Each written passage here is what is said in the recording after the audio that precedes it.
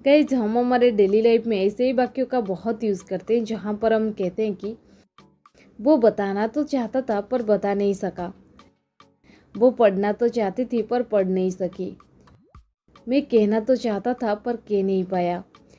Guys, इस प्रकार की वाक्यों को हम हिंदी में तो बड़ी आसानी से बोल लेते हैं, बट इसे इंग्लिश में कैसे कहेंगे, इसके लिए कौन सी स्ट्रक्चर की यूज़ करेंगे, आज के इस वीडियो में हम सीखने वाले हैं।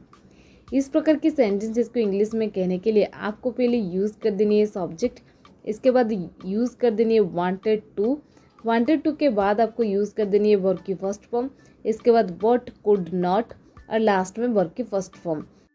चलिए कुछ एग्जाम्पल्स लेते हैं ताकि आपको और अच्छे से क्लियर हो जाए।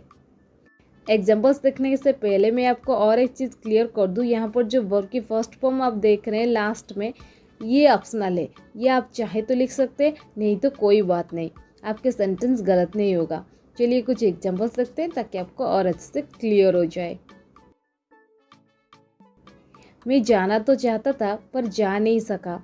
आई wanted to go but could not go. I wanted to go but could not गो।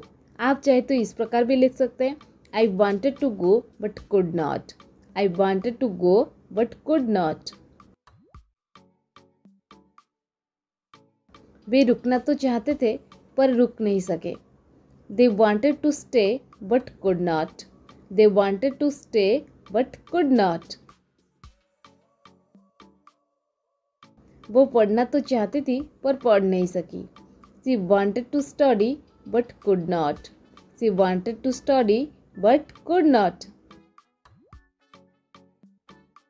मैं कहना तो चाहता था पर कह नहीं पाया।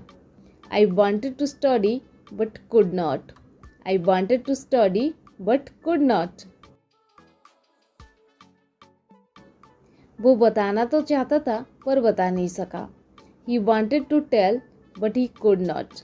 He wanted to tell but could not. हम आना तो चाहते थे पर आ नहीं सके। We wanted to come but could not. We wanted to come but could not. वो पढ़ना तो चाहती थी पर पढ़ नहीं सकी। She wanted to study but could not. She wanted to study but could not.